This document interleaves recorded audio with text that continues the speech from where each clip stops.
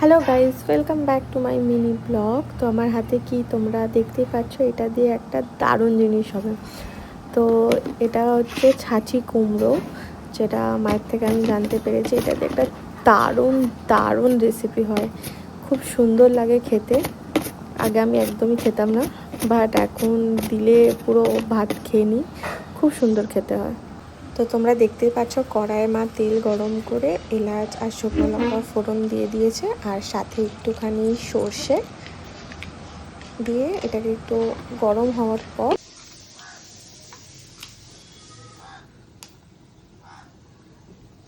তরকারিটা দিয়ে দিতে হবে।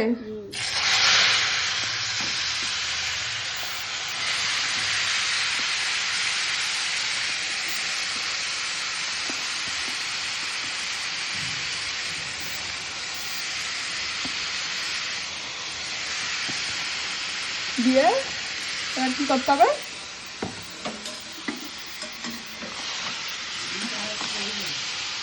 কি বলছো আম্মা? ওইটা দাও গো।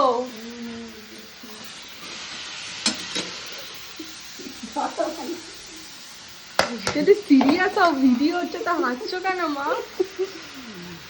তোর রকমটা দেখলে আমি হাসছি মানে। হ্যাঁ, তোমাকেও নিয়ে নিচ্ছি ভিডিওতে, তুমিও চলে আসছো ভিডিওতে।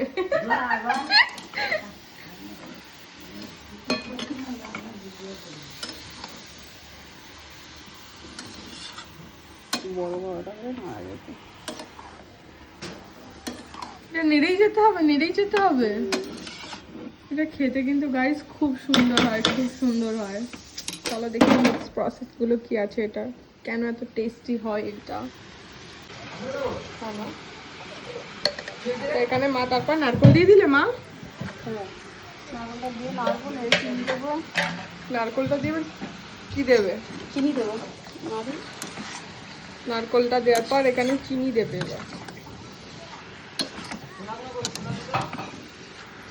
একটু মিষ্টি মিষ্টি হয়, হেভি লাগে বলো খেতে এটা?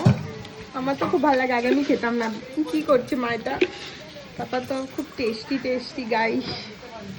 তোমরা কারা কারা এটা খেয়েছো আমাকে কমেন্ট করে জানাও। এটাকে কি বলে? কি বলে? ছাঁচি কুমড়ো। তো তোমরা কারা কারা খেয়েছো গাইস আমাকে কমেন্ট করে জানিও।